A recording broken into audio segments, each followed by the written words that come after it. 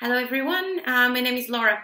I want to talk to you today about my study process, and I really hope that you may find some of those tips and tricks useful to you, and you'll be able to apply them in your studying or even at your work when you're managing some projects.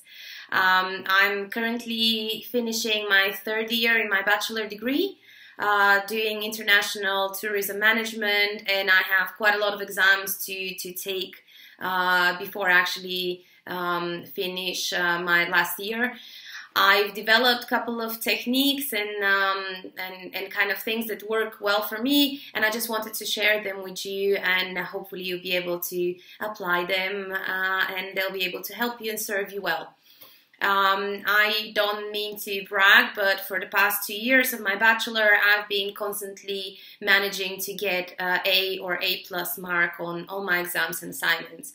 And every time when I talk to my friends and my classmates about it, I try to explain that such results are not about being extra smart. I don't really consider myself being a genius or anything like that. It's not even about working extra hard. It's all about kind of doing a proper schedule and following through with your plan and timetable. So I want to share the way I actually plan my studying. First and foremost, what I do when I have a particular deadline, I try to reverse engineer the process. That means that you look at your deadline or your due date or the exam date, and you kind of work backwards. You see how much time you have. Through the years, I've actually managed to kind of get the right amount of hours that I have to put in order to get a particular grade, and I try to kind of schedule those. If you don't know, of course, assignments and exams vary vastly, and it's difficult to give a formula. But for example, I normally do about 30 to 35 hours for exams and 40 hours for an assignment. It may sound a lot at the beginning, but think about it, 40 hours is actually a regular working week. So if you have a month or a month and a half till your due date, it's not actually that much time once when you break it down into bits and pieces. So what I do is I actually plan the time, I see how much time I have, and I get an average of how many hours I have to do each day. Also, of course, we all have our lives to kind of merge with our studies.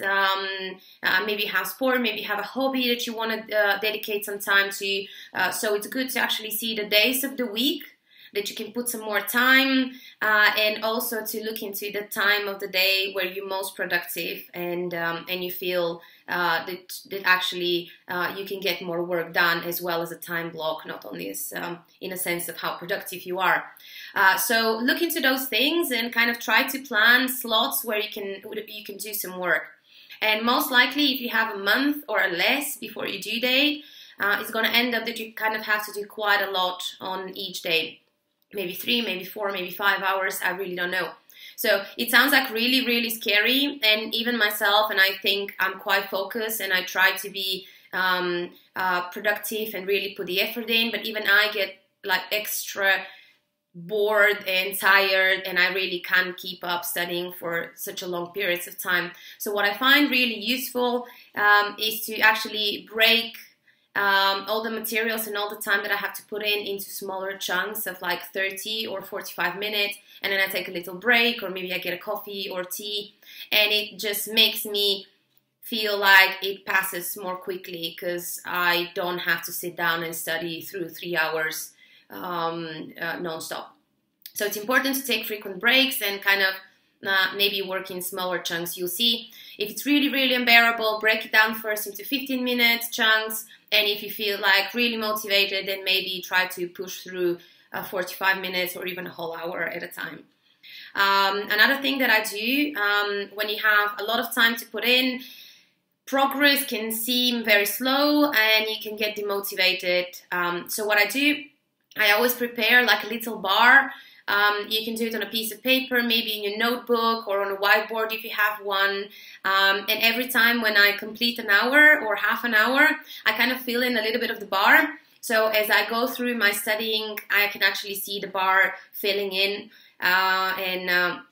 and it gives me a sense of progression, and a sense of achievement. So that really, really helps and kind of keeps you motivated. So definitely try this, and you'll see it works really, really great.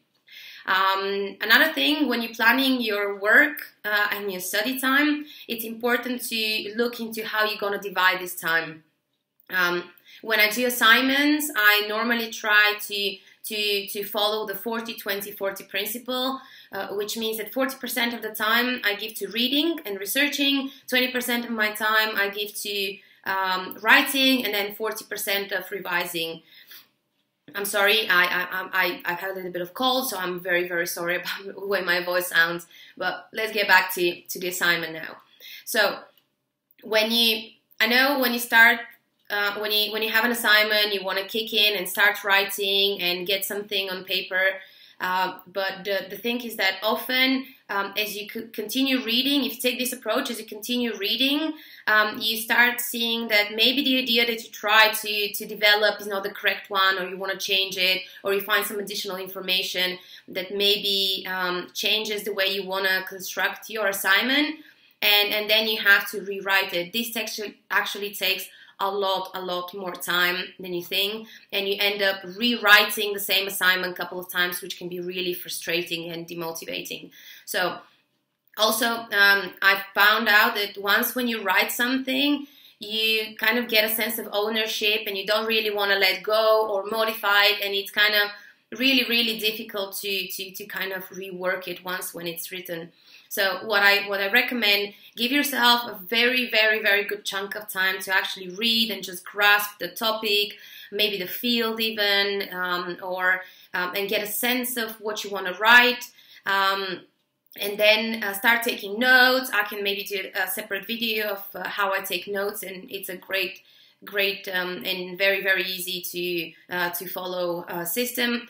But then you do this, and then when you do enough reading, all the information kind of lines up in your head in a way that makes sense. And then is the time when you actually start writing. And I know 20% of the whole chunk may sound very little, but think about it. Let's say that you have a 5,000 word report to write, and 20% of the 40 hours that maybe you scheduled is actually 8 hours. And 8 hours for writing 5,000 words, it's more than enough. And then after you do this, then leave the 40% time that is left from your planning to actually revise, rewrite. Maybe you want to further a particular point. Maybe you want to strengthen your argument. Maybe you want to do a little bit of further reading, or kind of add more research and more reasoning to a particular point, or structure it better, etc. So give yourself enough time to do that. Also, by doing this, you're most likely going to have a very decent and complete draft very early in the process. So then you can send it to your supervisor or your tutor or the professor for the subject, and actually get some really valuable constructive criticism. And then you're going to have plenty of time to actually tweak and work on it. And even if your tutor is up to it, maybe you're going to submit, you're going to have the time to submit the second draft, and then really refine and precise all the points that you're trying to make. So that's going to be very helpful.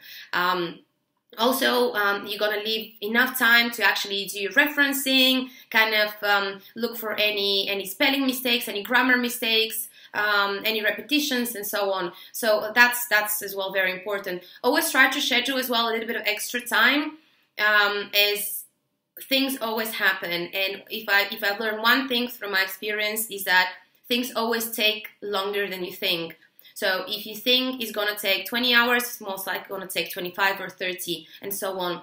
And there are things in life that you cannot plan for. For example, I got sick, and probably you can still hear it, and it kind of knocked me out for a week, and I couldn't really do anything. And this is something you cannot plan for.